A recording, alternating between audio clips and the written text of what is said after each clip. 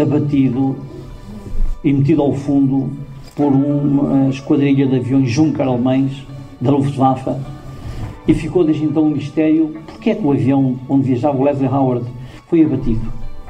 É que havia, esta é outra coisa que só a Guerra Secreta demonstra, um protocolo secreto, informal, entre os alemães e os aliados, segundo o qual a linha de Lisboa, como assim era chamada, não poderia ser objeto de ataque. E porquê? Porque a ambos convinha a linha de Lisboa.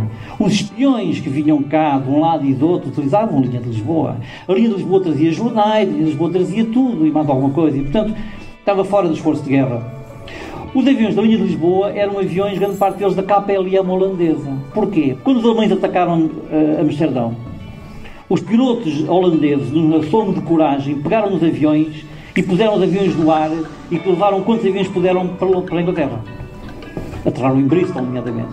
E durante a guerra, muitos dos aviões que estavam... Este onde morreu o Leslie Howard, era um avião da KPLM ao serviço da companhia inglesa. E lá dentro ainda tinham o símbolozinho holandês, diziam Still Flying, portanto, aquele orgulho, ainda a voar. Porquê? E ficou sempre um mistério que não está por resolver. Porquê é que o avião foi abatido? Esta é a tentativa de encontrar uma explicação. O que é que se passou com a banda desenhada? É que eu achei que a historiografia, enfim, que eu podia respeitavelmente emprestar o meu nome e assinar por baixo, levava a ter que pôr aquele texto escrito, pronto, e assim ficou. Mas ao mesmo tempo eu descobri alguns dados muito perturbadores, e que precisavam de algum modo de encontrar expressão. E pensei que uma banda desenhada seria um modo interessante de dar expressão, e vou só num segundo dizê-lo, só para demonstrar, e já que me estou a aproximar do fim, vou só falar mais um livro e acabou, mostrar porque é que a história das grandes coisas às vezes é também, ou é sobretudo, a história das pequeninas coisas. Eu, como disse, o Leslie Howard veio a Portugal fazer as suas conferências. E foi a Espanha, a Madrid, fazer as suas conferências. Por causa detestou estar em Madrid. Em Portugal ele sentiu-se num território amigável. Em Madrid ele sentiu uma grande opressão. Em Portugal fez as conferências nos grandes espaços. Em Madrid esteve ali atarracado no British Council em Madrid. E o que é que eu descobri?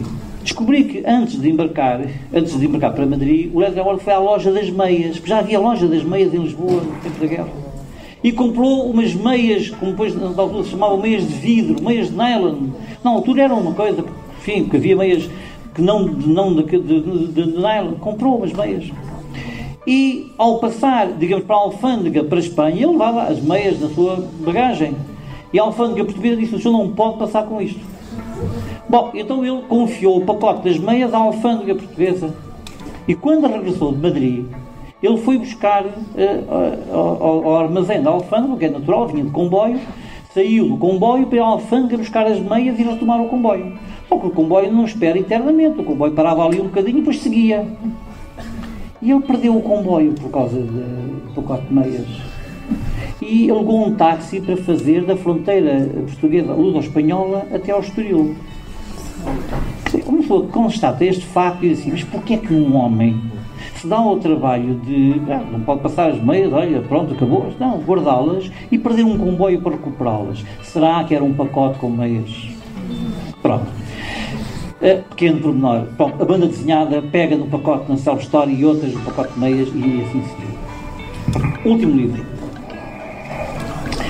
Este livro conheceu uma ediçãozinha assim mais pobrezinha, que saiu com um jornal de primeira versão, e depois uma edição em livro já, digamos assim, recentemente este. É outro pelo qual reformou. Chama-se Traição a Salazar.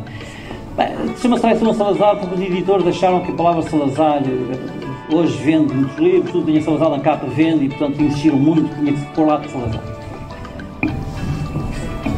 O que é este livro? Lembram-se de quando comecei, estou a terminar onde comecei. Lembram-se de eu ter falado do espião não em Goa.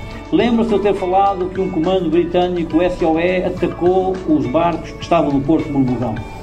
Ora, esta mesma gente, este mesmo comando, este mesmo departamento, veio a Lisboa durante a guerra, em 1940, montar, como montou, uma rede clandestina prevenindo a hipótese de um avanço alemão sobre a Península Ibérica. Isto é, em 1940, os ingleses ainda pensavam que o Hitler podia atacar a Península Ibérica a caminho de Gibraltar.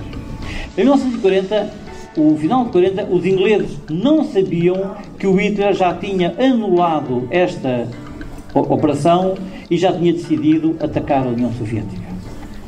Mas, sabendo, embora isto, por não saberem esta segunda faceta, montaram uma rede clandestina, organizada pelos ingleses, pelos próprios, claro, obviamente, com a colaboração de muitos portugueses, para preparar tudo o que fosse necessário a nível da sabotagem, das atividades de resistência, para que, no caso dos alemães avançarem, serem detidos. Este livro é a história desta rede. Este livro acabou por me tornar ciente de uma realidade que só percebi depois, à medida que o livro foi apresentado, e procurei ir apresentá-lo a vários sítios. Fomos à Guarda, fomos a Tavira, fomos a Viseu, etc. E já vou, etc. É que em muitos locais havia muitas pessoas cujos parentes, amigos, conhecidos tinham sido presos, julgados, tinham sido presos, deportados para o Tarrafal, para os Açores, etc. Não sonhavam eles porquê, e através do livro vieram a saber que tinha sido por causa do envolvimento nesta rede. Aqui na zona de Gaia, aqui na zona do Porto, o livro tem N nomes de pessoas ligadas nomeadamente às companhias inglesas, do vinho do Porto, e outras. O Centro Cultural do Porto era um núcleo central da organização da resistência e, portanto, toda a rede norte era baseada aqui, então, nesta zona, Vila do Conde, Gaia, Porto, propriamente dito, etc. As pessoas muitas vezes nem sonham, e quando, no levantamento que eu fiz dos nomes, eles começaram a surgir, começou de facto a perceber-se muita coisa do que é que tinha sido a história real que as pessoas não conheciam. Porventura, o mais espantoso para muitos foi nem sonharem, que um dos personagens centrais dessa rede, que depois iria ser deportado para o Tarrafal por causa disso, e quando voltou, não tendo outro modo de ganhar a vida, fundou um jornal, foi nada mais, nada menos do que o Cândido Oliveira, que fundou o jornal A Bola. O Cândido Oliveira era um jornalista desportivo, que envolveu-se profundamente nesta rede, foi preso, e quando voltou, juntou-se ao Tenente-Coronel Ribeiro dos Reis, e os resolveram fazer um jornal desportivo. E perguntaram-se, então, que jornal desportivo é que vamos fazer? E lembraram-se de fazer um jornal desportivo, provavelmente que não havia, com essa perspectiva, que era um jornal de todos os desportos, como é o subtítulo do jornal A Bola. Então criaram uma bola, e a bola aí está, como toda a gente, enfim, conhece e sabe, e foi fundada precisamente por este homem que fez isto. Bom, levei muito tempo, estou consciente disso, e porventura me macei por causa disso, mas eu só gostava de terminar, então agora extraindo conclusões, passemos daqui com uma ideia, enfim, útil para a nossa reflexão. Portugal neutral, uma neutralidade geométrica, como se dizia, de equilíbrios, a não termos que seguir a Inglaterra, mas não podendo atacá-la, a tentar jogar com todas as partes contendoras e a abrir território e espaço para que Portugal se transformasse num ninho de espiões. Estes espiões, enfim, entre aspas, são um bocadinho de tudo. Esta menina Sergeyev, que eu biografei, ela não era uma espia, porque ela não estava em Inglaterra a recolher informação nenhuma. Ela era uma agente de contra-informação. Ela mandava informação falsa. Estes homens do SOE, que deitaram a mão aos barcos em Borbogão e que organizaram esta rede clandestina em Portugal, eles não eram espiões, eles não estavam aqui a espiar nada. Eram gente, sim, das ações subversivas, que é completamente diferente. O Menezes, tecnicamente, é um espião. O Menezes, tecnicamente, é um espião que está ali a recolher informação e a mandá-la por título invisível. Portanto, por isso tinha razão o professor Mackay quando dizia: você não escreva sobre espiões, porque é isso de espiões, quer dizer, nem todos o são. E hoje a espionite está aí, vão a uma livraria, está aí N livros, televisões, jornais, revistas de fim de semana, os espias, as espias, tudo, está aí tudo, como diria o outro, na maior. Bom, agora, o que é que eu, e ao terminar, gostava de vos dizer? É um pouco isto. Nós fomos à Inglaterra, nós vemos que estudos académicos de história contemporânea e de história militar tratam este assunto da guerra secreta como uma disciplina, digamos, importante. Porquê? É que verdadeiramente a história do que se conhece só se alcança pela história do que não se conhece. A história daquilo que deixou documentos só se alcança pela história daquilo que não foi documentado e até pelo contrário, foram criadas, digamos, todas as condições para que nunca ninguém sonhasse. Eu não sou historiador, não quero ser, nunca o serei, e até estou, neste momento, devo confessar, um bocadinho inseguro se vou prosseguir este caminho. Estou a lutar contra mim próprio, porque acho que o tema se vulgarizou hoje. E como se vulgarizou, enfim, já não é o primeiro, que há uns anos houve um respeitável editor que me sugeriu, e hoje um editor ainda não menos respeitável, um outro, sugeriu-me, você, porque é que, pouco eu disse, porque é que não ficciona um bocadinho isto e tal, até podia pô-los aí a dormir uns com os outros e tal, enfim, a malta gosta e tal. Bem, mas eu pergunto, se estes livros são escritos com o sentido de restituir verdade, se eu escrevi o espião no Engol para tentar demonstrar a falsificação da historieta que está a ser vendida pelos ingleses, vou agora eu próprio adulterar a história, então há de haver aí quem o faça e com maior gosto.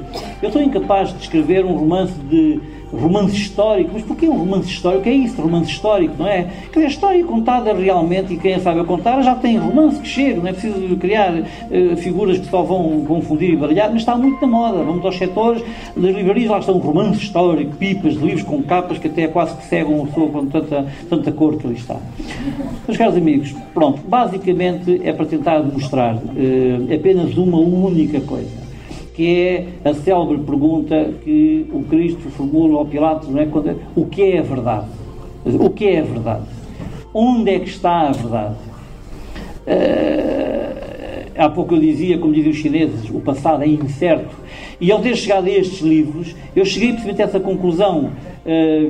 Isto leva a que, no nosso estudo que fazemos da história, pensamos, não há a história como um conjunto de factos a decorar e a partir daqui, pronto, assentámos em cima desses factos. Não. Há todo aquele começo de preocupação que a história nos traz e que depois nos leva a não mais pararmos de, efetivamente, ter curiosidade pelas personagens e, sobretudo, pelos seres humanos, não pelas grandes figuras, porque a história hoje é um bocadinho história de grandes vultos. Não. A história, muitas vezes, é feita de pequeninas coisas e, muitas vezes, é essa que é esquecida. Uma vez mais, à direção, aos senhores professores, aos alunos, a todos vós, muito obrigado pela oportunidade e peço desculpa de me ter alongado.